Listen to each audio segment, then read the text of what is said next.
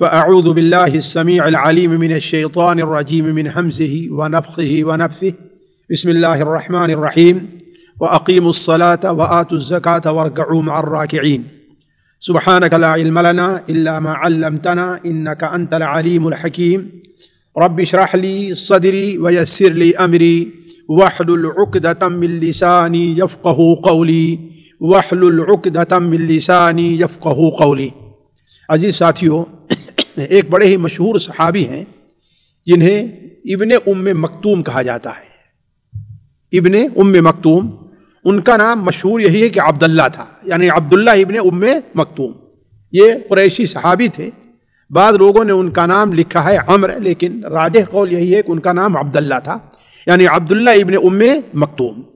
یہ ان صحابہ میں ہیں جن لوگوں نے بالکل ابتدائی مرحلے میں اور پہل نبی کریم صلی اللہ علیہ وسلم پر ایمان لے آئے، اور پہل انہوں نے ہجرت بھی کی ہے۔ یہ بڑے مشہور صحابی ہیں، انہیں اللہ تبارک و تعالی نے بڑا اونچا مقام دیا ہے۔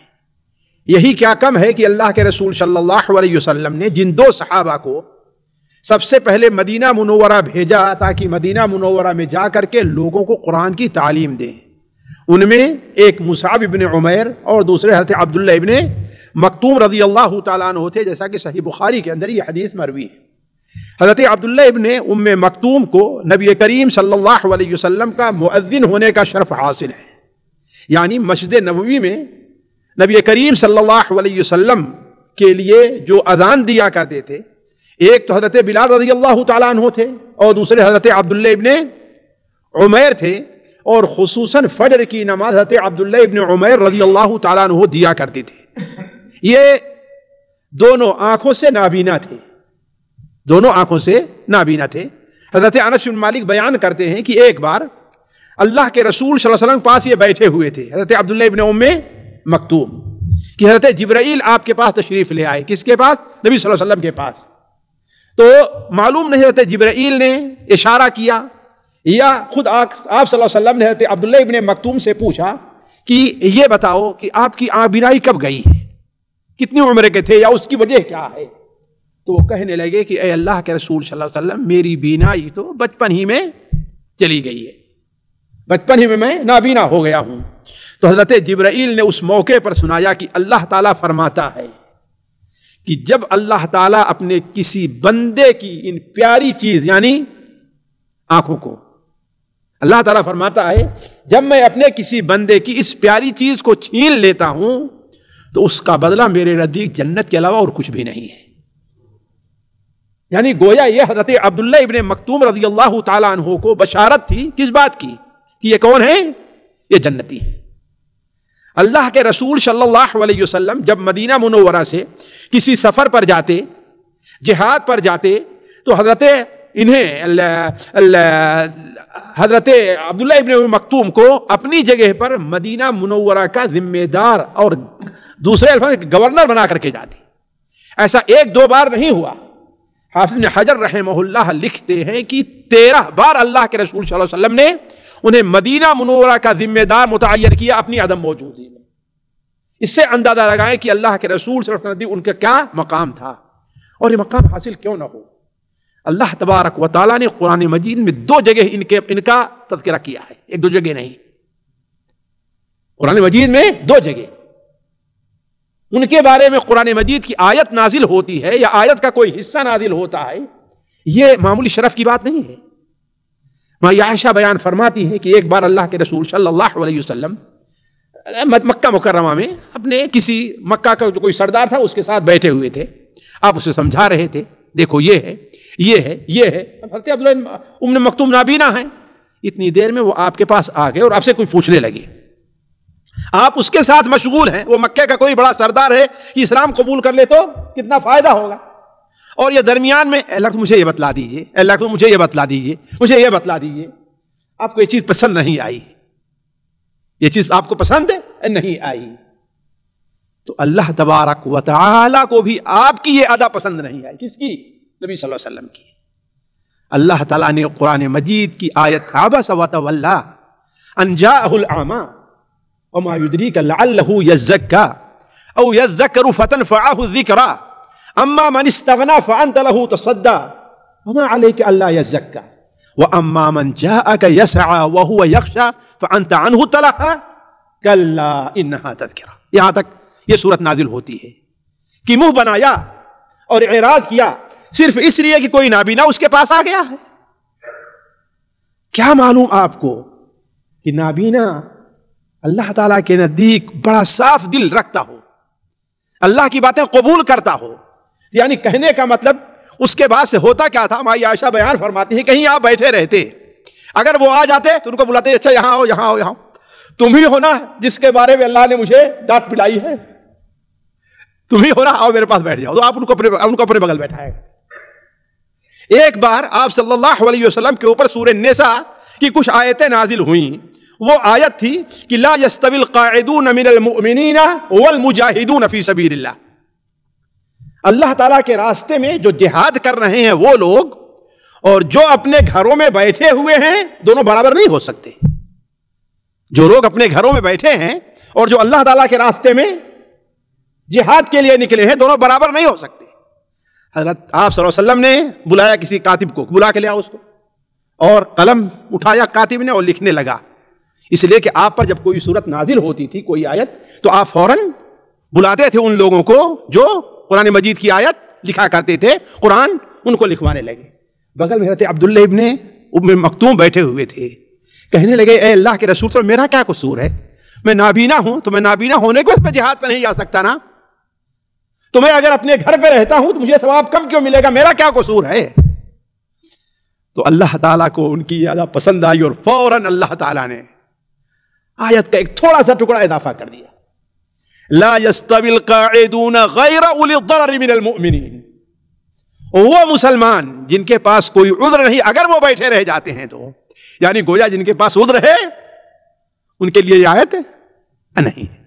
تو آپ اس سے اندازہ لگائیں. میں حضرت عبداللہ ابن مکتوم کی سیرت آپ کے سامنے نہیں رکھنا چاہتا, ورنہ بڑی دلچسپ ہے ان کی سیرت, بڑی دلچسپ ان کی سیرت ہے. غزوہ قادسیہ کے موقع پر جس فوج کا کمانڈر فارس کا بڑا مشہور پہلوان رستم کر رہا تھا, مسلمانوں کے مقابلے میں 80,000 کی فوج لے کر کے آیا تھا. کتنا؟ 80,000. اور مسلمانوں کی تعداد صرف 7 یا 8 ہزار تھی بس, یعنی 1,000 کے مقابلے میں 10,000. 3 دن تک لڑائی چلتی رہی ہے. اس فوج میں مسلمانوں کا جھنڈا کس کے ہاتھ میں تھا؟ حضرت عبداللہ ابن مکتوم کے ہاتھ میں. کن کے ہاتھ میں؟ وہ کہا کرتے تھے کہ مسلمانوں جھنڈا میرے ہاتھ میں دو اور مجھے صف کے درمیان میں لے جا کر کے کھڑا کر دو, اس لیے کہ میں دیکھتا نہیں ہوں, بھاگنے کا تو نام ہی نہیں, میں بھاگ جاؤں گا کہیں, میں جھنڈا لے کے اپنی جگہ پر کھڑا رہوں گا. کوئی دوسرا ہوگا جو دیکھتا ہوگا, اسے ڈر لگے گا, بھاگ کھڑا ہوگا, میں بھاگنے والا نہیں, میں اپنی جگہ جھنڈے لے کر کے کھڑا رہوں گا. یعنی اللہ نے انہیں معذور رکھا تھا جہاد سے, ان کے بارے میں آیت نازل فرمائی, اس کے باوجود وہ کوشش کرتے تھے کہ جہاد میں جائیں. اور اسی کہا جاتا ہے کہ اسی جنگ میں ان کی شہادت ہوئی تھی قادسیہ کے موقع پر. تو ساتھیو یہ ہے, دلچسپ ہے ان کا واقعہ, لیکن میں پوری بات ان کے بارے میں نہیں رکھ سکتا. صرف یہ بتانے کے لیے کہ آج جو حدیث میں آپ لوگوں کے سامنے رکھنا چاہتا ہوں یہ انہی سے متعلق حدیث ہے. اس حدیث کو خود انہوں نے بیان کی ہے اور ان کے ساتھ ساتھ 5-6 صحابہ نے اور بھی بیان کیا, 5-6 صحابہ نے اور بیان کیا ہے. وہ حدیث ساتھیوں آپ لوگوں کے سامنے میں اس لیے رکھنا چاہتا ہوں کہ اس بارے میں ہمارے یہاں بڑی کوتاہی پائی جاتی ہے. لوگ بڑی کوتاہی کرتے ہیں, اس کی پرواہ نہیں کرتے. ہمارے یہاں مسجد میں جماعت سے نماز ہوتی رہتی ہے, آپ دیکھتے ہیں, اور باہر دکانیں مسلمانوں کی ہیں, دکانیں کھلی ہوئی ہیں, خریدنے والا خرید رہا اور بیچنے والا بیچ رہا. حتیٰ کہ جمعہ کی اذان ہو جاتی ہے, جس اذان کے بعد خریدنا اور بیچنا ناجائز اور حرام ہے, اس کے باوجود کیا ہے, دکان کھلی رہتی ہے اور لوگ خرید رہے ہیں اور بیچ رہے ہیں. حالانکہ اللہ تعالیٰ فرماتا ہے کہ خیر من اللہو والتجارہ. اللہ تبارک و تعالیٰ کا ذکر نماز کی شکل میں ہے، خطبہ کی شکل میں ہے، یہ تجارت اور لہو و لعب سے خود دور کی بات ہے، بہت افضل ہے۔ ہمارے یہاں بسا اوقات اسی ہم نے دیکھا ہے کہ جب وہ درس ہوتا تھا جمعہ کے دن دوپہر میں عام طور پر ہوا کرتا تھا، یا بسا اوقات جمعرات کی شام کو، تو کبھی کبھی حاضری کم ہو، میں پوچھتا تھا بھائی آج لوگ حاضر کم کیوں ہیں؟ تو کہتے تھے کہ آج کرکٹ کا ٹورنامنٹ چل رہا ہے، انڈیا اور پاکستان کا، انڈیا اور بنگلہ دیش کا، انڈیا اور سری لنکا کا ہے کہ نہیں، یہ چل رہا ہے، اس لیے لوگ آج کم حاضر ہوئے۔ ذرا سوچیں اللہ تعالیٰ کیا فرماتا ہے، خیر من اللہو ومن التجارہ وَإِذَا رَأَوْا تِجَارَةً أَوْ لَهْوًا انفضوا إِلَيْهَا وَتَرَكُوكَ قَائِمًا قُلْ مَا عِندَ اللَّهِ خَيْرٌ مِّنَ اللَّهْوِ وَمِنَ التِّجَارَةِ۔ آپ ان سے بتا دیجئے کہ اللہ کے نزدیک جو اجر ہے جماعت سے نماز پڑھنے کا، اللہ تعالیٰ کے نزدیک جو اجر ہے خطبہ میں حاضر ہونے کا، یہ تمہاری تجارت اور تمہارے کھیل کود سے بہت زیادہ ہے۔ لیکن آج مسلمان اس کو سمجھتا نہیں ہے، اسی لیے اللہ تبارک و تعالیٰ بھی اس کو چھوڑے ہوئے، وہ اللہ کو بھولا ہے تو اللہ تعالیٰ اس کو بھولا ہے، حالانکہ اللہ نے کیا ہمیں سبق دیا ہے، وَلَا تَكُونُوا كَالَّذِينَ نَسُوا اللَّهَ فَأَنسَاهُمْ أَنفُسَهُمْ أُولَئِكَ هُمُ الْفَاسِقُونَ۔ تم ان لوگوں کی طرح نہ ہو جاؤ اے مسلمانوں کہ جو لوگ اللہ کو بھول گئے ہیں تو اللہ نے خود انہیں اپنے آپ کو بھلا دیا ہے، وہ فاسق لوگ ہیں۔ اللہ تعالیٰ قرآن مجید میں، قرآن کی آخر چیخ چیخ کر کے ہمیں بتا رہی ہیں قرآن مجید کی آیتیں، لیکن ہمیں سمجھ، ہمیں ہوش، ہمیں عقل نہیں آتی ہے۔ تو آخر اللہ تعالیٰ کو پھر کون سی مجبوری ہے کہ ہمارے ساتھ مہربانی کرے؟ کیوں بھائی؟ اللہ کے ہاں کسی کی رشتہ داری تھوڑی، کوئی اللہ کا بیٹا تھوڑی ہے کہ اللہ تعالیٰ بیٹا لائق ہے یا نالائق ہے، باپ کو تو اس کو کھلانا ہی ہے، دینا ہی ہے۔ اللہ کے ہاں یہ رشتہ داری نہیں، اللہ کے ہاں کیا ہے؟ یہ تقوی اور دین، یہ تعلق ہے۔ بنو اسرائیل اپنے وقت کے اللہ تعالیٰ کے نزدیک سب سے محبوب قوم تھے، اتنی محبوب قوم تھے کہ اللہ تبارک و تعالیٰ نے انہیں تجارت کرنے سے، کھیتی کرنے سے، مزدوری کرنے سے معاف رکھا تھا۔ صبح کو اٹھتے تھے تو ان کے دیوالوں پر، ان کے گھروں کے پاس ایک میٹھی چیز اور ایک نمکین بھنا ہوا گوشت کی شکل میں یہ چیز داخل ہو جاتا ہے، من اور سلوان حاضر رہتا تھا۔ اتنی محبوب قوم تھی، لیکن اللہ تعالیٰ کے ساتھ جب اللہ کی نافرمانی کیا تو اللہ تعالیٰ سے تعلق ٹوٹ گیا ہے۔ تو کہنے کا مطلب یہ ہے کہ ہم یہ دیکھیں کہ ہمارے یہاں کتنی کوتاہی ہوتی ہے۔ یہی حضرت عبداللہ ابن ام مکتوم رضی اللہ عنہ بیان کرتے ہیں کہ ایک بار نبی کریم صلی اللہ علیہ وسلم نماز عشاء کے لیے تشریف لے آئے، یہ صحیح ابن خزیمہ وغیرہ میں روایت ہے۔ آپ صلی اللہ علیہ وسلم تشریف لے آئے اور دیکھا کہ کچھ لوگ آج جماعت میں حاضر نہیں ہیں، آج کچھ لوگ جماعت میں حاضر نہیں ہیں۔ تو آپ لوگوں کی طرف متوجہ ہوئے، یعنی جماعت کھڑی کرنے سے پہلے لوگوں کی طرف متوجہ ہوئے اور آپ نے فرمایا میرا جی کہتا ہے میں لوگوں میں کسی کو امام مقرر کر دوں، یعنی کسی سے کہہ دوں میری جگہ پہ کھڑا ہو کر کے وہ نماز پڑھائے، اور میں ان لوگوں کے گھر جا کر کے جو لوگ نماز میں حاضر نہیں ہوئے ہیں، جس کسی کو بھی پاؤں اس کے گھر میں آگ لگا دوں تاکہ وہ اسی آگ اپنے گھر کے اندر جل جائے۔ وہ جب آپ نے یہ بیان فرمایا تو حضرت عبداللہ ابن ام مکتوم نماز کے بعد یا فوراً ہی کھڑے ہوئے آپ صلی اللہ علیہ وسلم سامنے با ادب ہو کر کے اور کہا اے اللہ کے رسول صلی اللہ علیہ وسلم، آپ اچھی طریقے سے جانتے ہیں کہ میں نابینا ہوں۔ میں نابینا سمجھتے ہیں نا، جس کی آنکھ نہ ہو، اندھا ہے نا، میں نابینا ہوں، اور ہر وقت کوئی ایسا شخص میسر نہیں آتا جو مجھے مسجد تک لائے، جو مجھے مسجد تک لائے۔ ادھر میرا گھر بھی مسجد سے کچھ دوری پر ہے، ادھر ذرا سنتے جائیں گے بات، میں بڑھ کر کے سنا رہا ہوں، آپ کو غور کریں گے۔ پہلی بات کیا کہا کہ میں نابینا ہوں، دوسری بار ہر وقت کوئی آدمی میسر نہیں ہوتا جو مجھے لے کر کے آئے، اور تیسری بات ادھر میرا گھر بھی مسجد سے کچھ دوری پر ہے، اور چوتھی بات میں بڑی عمر کا ہو چکا ہوں، میں یعنی جوان نہیں ہوں۔ ادھر اور دیکھیے میرے گھر کے اور مسجد کے درمیان میں ایک وادی حائل ہے، وادی سمجھتے ہیں نا، نالا جو ہوا کرتا ہے، جس سے پانی وغیرہ بہتا ہے، یعنی ڈھلان جو جگہ ہوا کرتی ہے. ایک وادی حائل ہے جس میں کھجور کے کچھ درخت اور کچھ اور درخت ہیں، یعنی وہ صاف بھی نہیں ہے بلکہ جھاڑیوں اور درختوں والی وادی ہے. اور صرف اسی پر بھی نہیں، آپ یہ بھی جانتے ہیں کہ مدینہ منورہ میں درندے اور زہریلے جانور بھی ہیں. درندے یعنی جیسے بھیڑیا، بگوا سمجھتے ہیں نا، ہے کہ نہیں ہے؟ ذیب جس کو کہتے ہیں عربی میں، بکریاں لوگوں کے بچے اٹھا کر کے لے جاتا ہے. تو مدینہ منورہ کی جو زمین ہے یہاں کیا بھیڑیا ہی پائے جاتے ہیں، اس لیے کہ مدینہ منورہ کے ارد گرد وادیاں اور جھاڑ بہت تھے، جنگل تھے. تو راتوں میں نکل کر کے بکریوں کے لیے بھیڑیے آ جایا کرتے تھے، اور راستے میں زہریلے جانور بھی ہیں.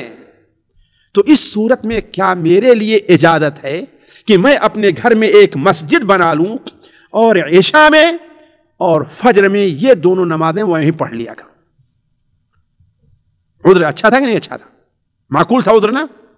کہ ہماری طرح کوئی عذر نہیں تھا، عذر تھا. آپ نے کیا فرمایا؟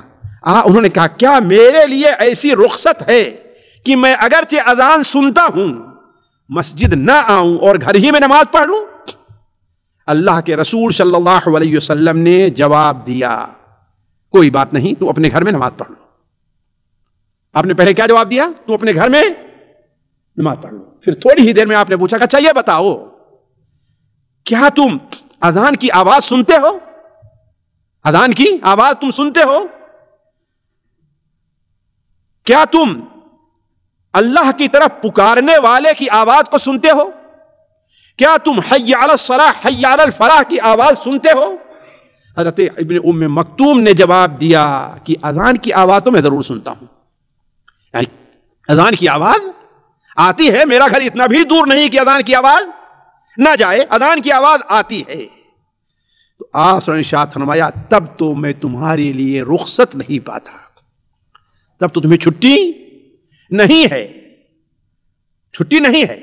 جب تم اذان سنتے ہو تو تم اللہ کی طرف پکارنے والے کی پکار پر لبیک کہو، اور نماز کے لیے مسجد میں آؤ اور جماعت سے نماز پڑھو. بعض روایتوں میں ہے کہ تمہیں چاہے گھسٹ کر کے بھی کیوں نہ آنا پڑے لیکن تم مسجد آؤ.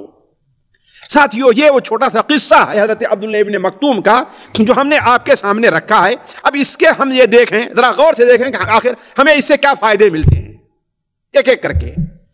پہلا فائدہ آپ اس کو یہ دیکھیں کہ اس سے اندازہ ہو گیا ہوگا آپ کو کہ عہد نبوی میں کچھ ایسے لوگ تھے جو جماعت میں حاضر نہیں ہوا کرتے تھے، ہے کہ نہیں؟ عہد نبوی میں کچھ ایسے لوگ تھے جو خاص طور پر عشاء اور فجر کی نماز میں نہیں آتے تھے. لیکن یہ بات اچھی طریقے سے آپ غور سے سن لیجئے، یہ وہ لوگ تھے جو یا تو منافق تھے. منافق کس کو کہتے ہیں؟ جو ظاہر میں تو بتاتا ہے کہ ہاں ہم مسلمان ہیں لیکن دل سے مسلمان نہیں ہوتا ہے، یعنی اس کے دل میں چور ہے، وہ جھوٹا ہے، وہ دھوکہ دے رہا ہے لوگوں کو، وہ لوگوں کو دھوکہ دے رہا ہے. تو یا تو وہ لوگ منافق تھے یا پھر ان کا ایمان اتنا کمزور تھا، اتنا حد درجے کمزور تھا کہ حی علی الصلاح حی علی الفلاح وہ سنتے آؤ نماز کی طرف، آؤ کامیابی کی طرف، لیکن ان کے ایمان میں یہ قوت نہیں تھی کہ انہیں نماز کی طرف لے کر کے آئے. اسی لیے اللہ کے رسول صلی اللہ علیہ وسلم نے سنن ابو داؤد سنن نسائی میں ہے کہ ایک بار آپ نماز پڑھا رہے تھے، نماز پڑھانے کے بعد آپ جب مقتدیوں کی طرف متوجہ ہوئے تو آپ صلی اللہ علیہ وسلم نے دیکھا کہ فلاں حاضر ہے، لوگوں نے کہا نہیں. فلاں موجود ہے، لوگوں نے کہا نہیں. فلاں موجود ہے، لوگوں نے کہا نہیں. تو آپ نے فرمایا ان ہاتین الصلاتین اثقل الصلوات علی المنافقین. یہ دونوں نمازیں، کون نماز؟ عشاء اور فجر کی. کون نمازیں؟ عشاء اور فجر کی. یہ دونوں نمازیں منافقوں کے اوپر بہت بھاری ہیں. منافقین کے لیے عشاء کی نماز پڑھنا اور فجر کی نماز پڑھنا. اسی لیے ساتھیوں ہم کہتے ہیں ہمارے وہ بھائی جن سے فجر کی نماز نہیں پڑھی جاتی، وہ اپنا محاسبہ کر لیں کہ آخر وہ کیا ہے، مومن ہے کہ مومن، مسلمان ہے کہ مسلمان نہیں. کہیں ان کے دل کے کسی گوشے میں نفاق تو نہیں. اس لیے میں نہیں کہہ رہا ہوں یہ کس کا قول ہے؟ جی نبی صلی اللہ علیہ وسلم کا ہے نا کہ یہ دونوں نمازیں منافقین کے اوپر بہت بھاری ہیں، اور اگر وہ لوگ جان لے کہ ان دونوں نمازوں کا کتنا ثواب اللہ تعالیٰ نے رکھا ہے، کن کا؟ ہر نماز کا ثواب ہے جماعت سے پڑھنے کے، لیکن عشاء کی نماز اور فجر کی نماز، حضرت عثمان بن عفان کی روایت ہے کہ جو آدمی عشاء کی نماز جماعت سے پڑھتا ہے اس کو آدھے رات قیام کرنے کا ثواب ملتا ہے، گویا کہ وہ آدھی رات تہجد کی نماز پڑھ رہا ہے، اور جو فجر کی نماز جماعت سے پڑھ لیتا ہے اسے پوری رکعت تہجد کی نماز پڑھنے کا ثواب ملتا ہے۔ یہ معمولی چیز ہے، لیکن جو آدمی اس پر ایمان نہیں رکھتا ہے، اس پر اس کو یقین نہیں ہے، وہ نہیں آتا ہے، سنتا اگرچہ ہے لیکن یقین نہیں ہے۔ اور اگر یہی بتائیے کہ اگر معلوم ہو جائے کہ ہر عشاء کی نماز میں اور ہر فجر کی نماز میں، ہر نماز میں امام صاحب صرف 5 ریال تقسیم کرتے ہیں، کتنا؟ جی میں 10 نہیں کہہ رہا ہوں، کتنا؟ 5 ریال تقسیم کرتے ہیں، تو اللہ کے قسم کوئی پیچھے رہے گا؟ جی کوئی رہے گا پیچھے؟ اس کا مطلب کیا ہے؟ اسے اللہ تعالیٰ کے وعدے پر یقین نہیں ہے، لیکن اس پیسے پر زیادہ یقین ہے۔ اسی لیے آپ صلی اللہ علیہ وسلم نے ارشاد فرمایا وَلَوْ تَعْلَمُونَ، اگر تم لوگ جان جاؤ کہ اللہ تبارک و تعالی نے ان دونوں نمازوں میں دونوں نمازوں کا کتنا بڑا ثواب رکھا ہے، تو تم بھاگ کر کے آؤ گے، خواہ اپنے گھٹنے کے بل چل کر کے آنا ہو، کیا ہو؟ اگر گھٹنے کے بل چل کر کے آنا ہو۔ بلکہ آپ نے آگے بیان فرمایا کہ یہ نمازوں کی جو پہلی صف ہوتی ہے اس صف کی مثال فرشتوں کی صف جیسی ہے، اللہ نے وہ مقام دیا ہے، ذرا دیکھیں۔ اور اگر تمہیں معلوم ہو جائے کہ اس میں کیا اجر ہے تو تم بھاگ کر کے آؤ گے، لیکن چونکہ ہمارا اس پر یقین نہیں ہے اس لیے ہم اس پر نہیں جاتے۔ علا کل پوری حدیث ہم نہیں بیان کرتے، تو علا کل حال میں یہ کہہ رہا تھا کہ عہد نبوی میں کچھ لوگ جماعت سے نماز نہیں پڑھتے تھے، لیکن وہ کون سے لوگ تھے؟ جو مومن نہیں تھے یا بڑے کمزور ایمان والے لوگ تھے۔ اگر کوئی آدمی جماعت سے نماز نہ پڑھے، اگر ہم اس سے کہیں کہ تو مسلمان نہیں تو کیا کریں؟ مجھے تھپڑ مارے گا، کہ تو کون ہوتا ہے فیصلہ کرنے والا؟ ہم نہیں کہتے ہیں خود فیصلہ کر لو کون ہے، ایک چیز۔ دوسری چیز، امام کی یہ ذمہ داری ہے کہ مقتدیوں کے بارے میں نظر رکھے کون پڑھتا ہے اور کون غائب رہتا ہے کہ نہیں، اس کو سمجھائے، اس کو ترغیب دے، اس کو آنے کی دعوت دے۔ اللہ کے رسول سے یہ کرتے تھے نہیں کرتے تھے؟ آپ یہ کرتے تھے، اور آپ کے بعد صحابہ کرام یہ کیا کرتے تھے۔ حضرت عمر رضی اللہ تعالیٰ عنہ کے بارے میں امام مالک رحمہ اللہ اپنی کتاب الموطا میں نقل کرتے ہیں کہ ایک بار آپ فجر کی نماز پڑھائی آپ نے، اور آپ نے دیکھا کہ ایک صاحب سلیمان ابن ابی حثمہ حاضر نہیں ہے، جماعت میں حاضر نہیں ہے، تو اب بازار جا رہے تھے تو راستے میں ان کا گھر پڑتا تھا۔ کس کا؟ سلیمان ابن ابی حثمہ کا گھر پڑتا تھا۔ آپ دروازے پہ کھڑے ہوئے اور آواز دی تو ان کی والدہ نکلی، کہا سلیمان کہاں ہیں؟ آج فجر کی نماز میں نہیں دکھائی دیے، کہاں غائب رہے آج؟ تو ان کی والدہ کہتی ہیں، ذرا غور سے سنیں، والدہ کیا کہتی ہیں؟ اے امیر المؤمنین، رات بھر وہ تہجد پڑھتے رہے، سوئے نہیں تھے، ہے نا؟ یوٹیوب اور فیس بک پر جی کچھ چیزیں نہیں دیکھ رہے تھے، کیا؟ تہجد کی نماز پڑھ رہے تھے۔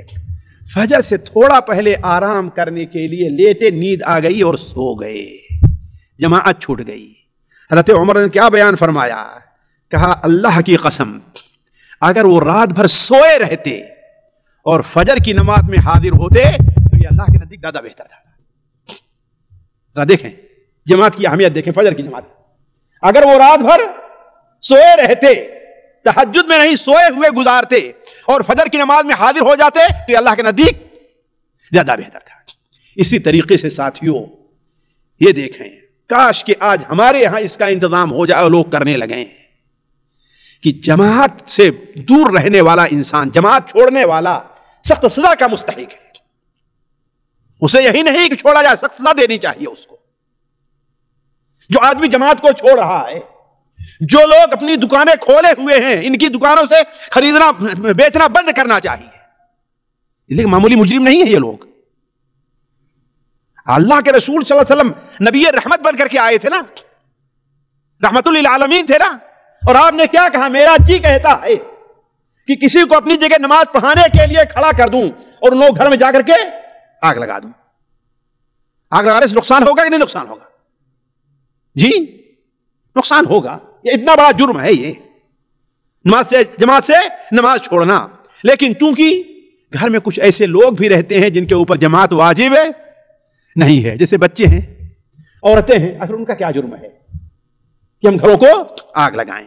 اسی طریقے سے جماعت با جماعت ادا کرنا ہر قدرت رکھنے والے شخص پر واجب ہے۔ جس کے پاس بھی آنے کی قدرت ہے اس کے اوپر کیا ہے؟ نماز با جماعت واجب ہے۔ اسی لیے قرآن مجید میں اللہ تبارک و تعالی نے بنو اسرائیل کو حکم دیا کہ وَأَقِيمُوا الصَّلَاةَ وَآتُوا الزَّكَاةَ وَارْكَعُوا مَعَ الرَّاكِعِينَ۔ اے بنو اسرائیل کے لوگوں، اگر اللہ کے محبوب بننا چاہتے ہو، اگر اللہ کی مدد چاہتے ہو، اگر اللہ کی حفاظت چاہتے ہو تو نماز کو قائم کرو، زکوٰۃ دو اور نماز کو جماعت کے ساتھ پڑھو۔ وَارْكَعُوا مَعَ الرَّاكِعِينَ، جماعت کے ساتھ نماز پڑھو۔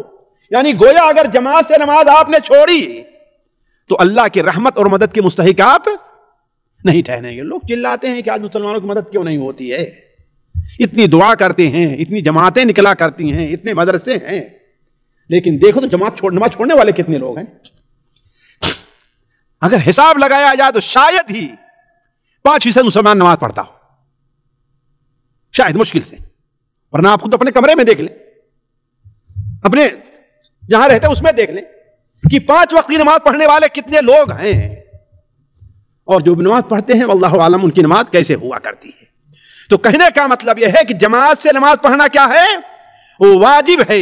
اسی لیے آپ دیکھیں گے یہ نابینا آدمی، ان کے پاس 7 یا 8 عذر تھا، ہم نے گنایا تھا آپ کو۔ پہلی چیز کیا ہے کہ وہ نابینا تھے، دوسری چیز وہ بڑے عمر کے تھے، تیسرا عذر ان کا گھر مسجد سے دوری پر تھا، چوتھا عذر کوئی مناسب آدمی انہیں کا ہاتھ پکڑنے والا نہ تھا، پانچواں عذر یہ تھا کہ ان کے گھر اور مسجد درمیان ایک وادی تھی جس میں درخت اور جھاڑیاں وغیرہ تھی، چھٹا عذر یہ تھا کہ ان کے گھر اور مسجد درمیان کھجور کے درخت سے یعنی راستہ صاف نہیں تھا، اور 7واں عذر یہ تھا کہ اس وقت مدینہ منورہ کے راستے میں زہریلے جانور اور درندے بھی تھے۔ ان تمام چیزوں کے باوجود بھی اللہ کے رسول صلی اللہ علیہ وسلم نے ان کا عذر قبول نہیں کیا، بلکہ حضرت عبداللہ عباس کی روایت ہے کہ آپ صلی اللہ علیہ وسلم نے ارشاد فرمایا من سمع النداء فلم یأتہ فلا صلاة له الا من عذر، جو انسان اذان سنتا ہے اور اذان سن کر کے مسجد میں نہیں آتا نماز پڑھنے کے لیے تو اس کی نماز بغیر عذر کے اللہ تعالیٰ قبول نہیں کرتا۔ ایک چیز اور آپ سامنے رکھتا ہوں، جماعت کے واجب ہونے کے لیے یہ شرط نہیں کہ یہ شرط ہے کہ اذان سنائی دے۔ اگر انسان اتنی دور رہتا ہے کہ وہاں سے اذان سنائی نہ دے تو اس کے اوپر جماعت واجب نہیں ہے۔ آج تو بغل کے گھر میں اذان نہیں سنائی دیتی ہے کہ نہیں، اے سی چل رہا ہے، کھڑکی بند ہے تو اس کا اعتبار ہے، اور آج تو لاؤڈ اسپیکر کی آواز جو ہے 5-5 کلومیٹر تک سنائی دیتی ہے، تو اس سے مراد کیا ہے؟ اصل اذان سنائی دینے سے مراد یہ ہے کہ وہاں پر کوئی رکاوٹ نہ ہو اور آدمی مسجد میں یا مسجد کے مینارے پر کھڑے ہو کر کے اذان دے، اس اذان کا اعتبار ہے، اور اس پہ اذان کا اعتبار نہیں ہے نا۔ اور نہ اس کا اعتبار ہے کہ ہمارا گھر تو چاروں طرف سے پیک ہے، یا ایک آدمی جو ہے بہرا ہو اور کہے بھائی میں تو اذان سنتا ہی نہیں لہذا میرے اوپر جماعت نہیں ہے، یہ قابل قبول ہوگی بات؟ اس لیے کہ گھڑی جانتا ہے، لوگ بتانے والے ہیں۔ تو کہنے کا مطلب مراد یہ ہے کہ اتنی دور بغیر لاؤڈ اسپیکر کے اذان ہو، جہاں تک اذان جاتی ہے وہاں تک لوگوں کا مسجد میں حاضر ہونا کیا ہے؟ ضروری ہے۔ اسی طریقے سے اگر کوئی آدمی جماعت کے ساتھ نماز پڑھتا ہے لیکن مسجد میں آ کر کے نہیں، اس کا گھر مسجد کے بغل میں ہے نا، ہوتا ہی نہیں ہوتا ہے، خاص طور بڑے بڑے شہروں میں گھر مسجد سے بغل میں ہے، جب امام یہاں اللہ اکبر کہا اس نے کیا کیا؟ تو جائز ہے یہ جی، مسجد میں آنا ہے۔ آپ نے کیا کہا کہ تجب یعنی آؤ مسجد میں آ کر نماز پڑھو، یا نہیں کہ اپنے گھر میں پڑھ لو۔ یہ الگ بات ہے کہ اتنے زیادہ لوگ ہو جائیں، سب چلتے چلتے چلتے چلتے بازار تک کسی کے گھر تک پہنچ جائے، یہاں سے وہاں تک، پھر اگر کوئی آدمی کھڑا ہوگا تو اس میں یہ مانا جائے گا کہ گویا وہ جماعت سے نماز پڑھ رہا ہے۔ علی کل حال ساتھیوں، باتیں بہت ہیں لیکن صرف ایک بات میں کہہ کر کے اپنی باتیں ختم کرتا ہوں۔ یہ دیکھیے کہ اس سے خلاصہ کیا ہوا۔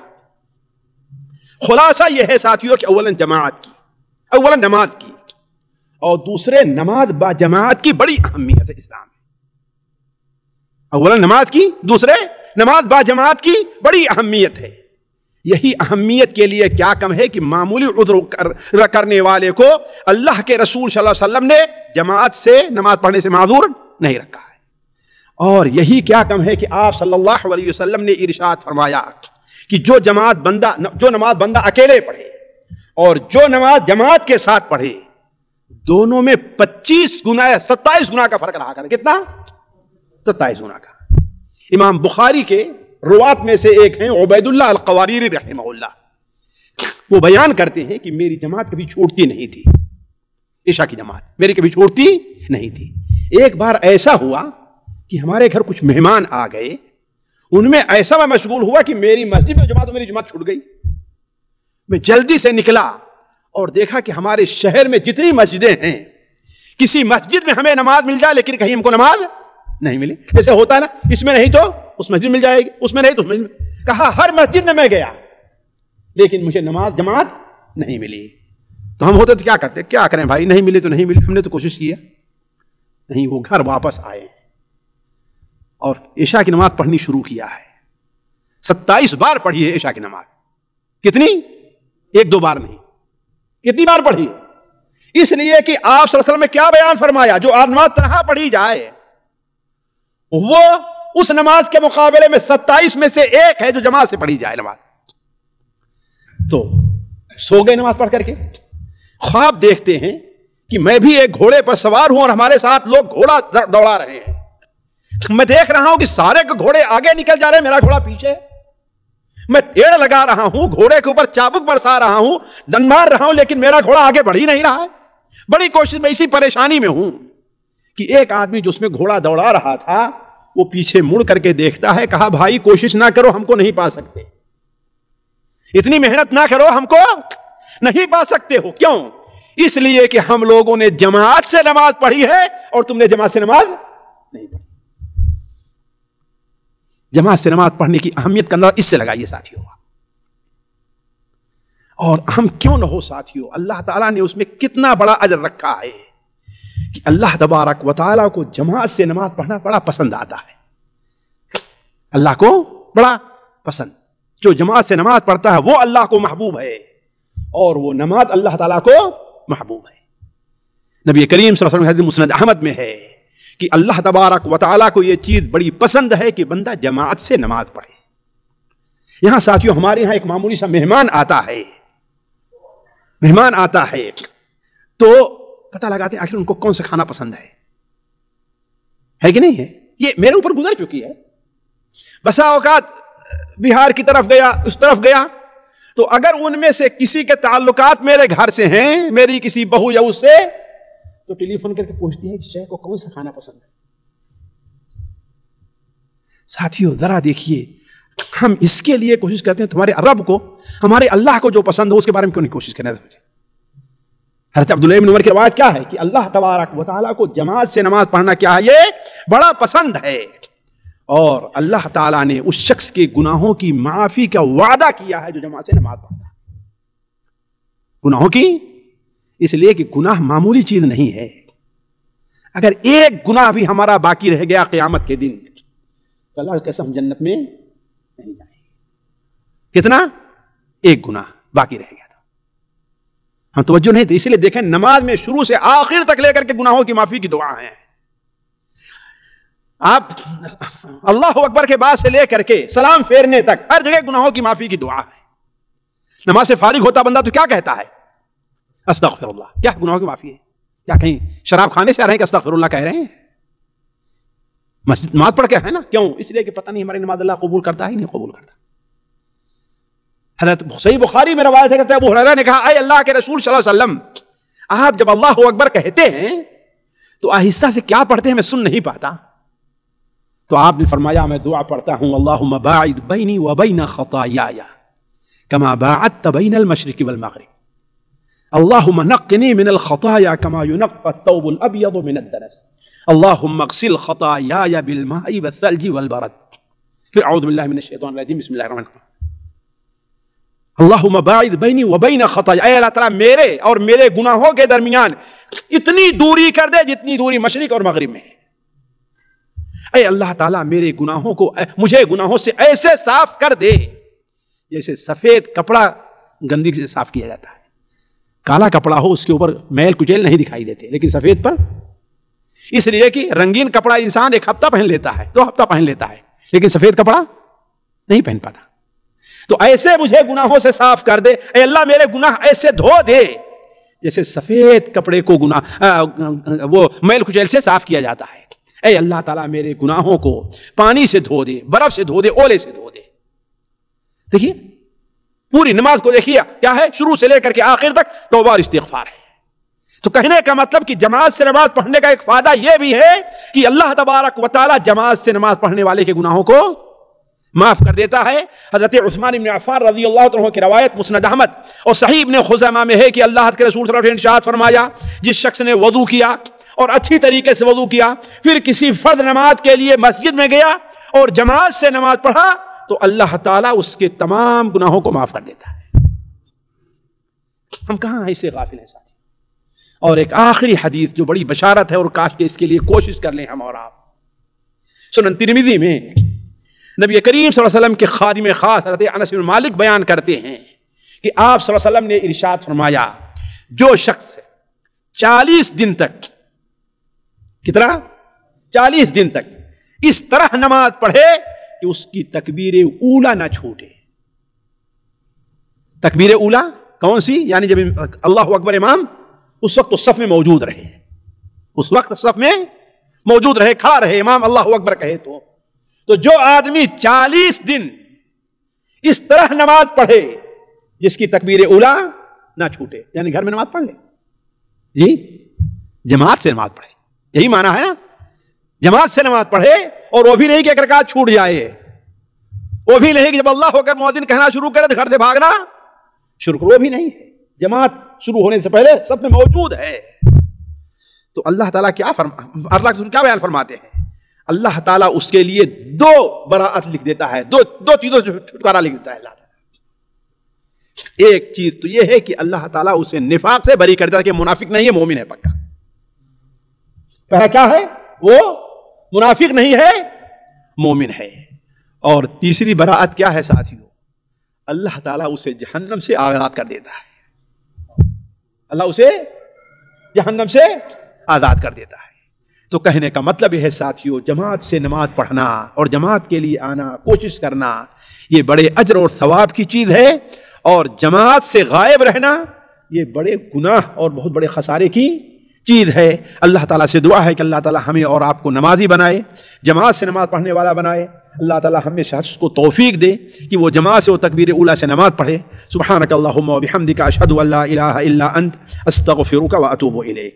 سامعین اکرام، ہمارے علمی اور عوامی دروس اور سوال و جواب کی مجلسوں سے آپ خود بھی مستفید ہوں اور اپنے دوست و احباب کے ساتھ بھی شیئر کریں. عین ممکن ہے کہ آپ کے شیئر سے کسی کی اصلاح اور آپ کے لیے صدقہ جاریہ بن جائے. واٹس ایپ پر اسلامک میسج حاصل کرنے کے لیے نمبر نوٹ فرمائیں: یعقوب عزیز 00966 5089 59707. واٹس ایپ سوال جواب گروپ میں ایڈ ہونے کے لیے نمبر نوٹ فرمائیں: عبدالسلام عمری 00966 5026 27622. نمبر بھیجتے ہوئے نام اور پتہ ضرور لکھیں. اسی طرح ہمارے یوٹیوب چینل اسلامی دعویٰ کو ضرور سبسکرائب کریں تاکہ ہماری ہر نئی اور اہم ویڈیو کی اطلاع آپ کو فوری حاصل ہو جائے. تمام دروس، مقالات اور سوال و جواب سیریز کے لیے ہماری مشہور ویب سائٹ www.islamidawah.com کا مشاہدہ کرتے رہیں. السلام علیکم ورحمۃ اللہ وبرکاتہ.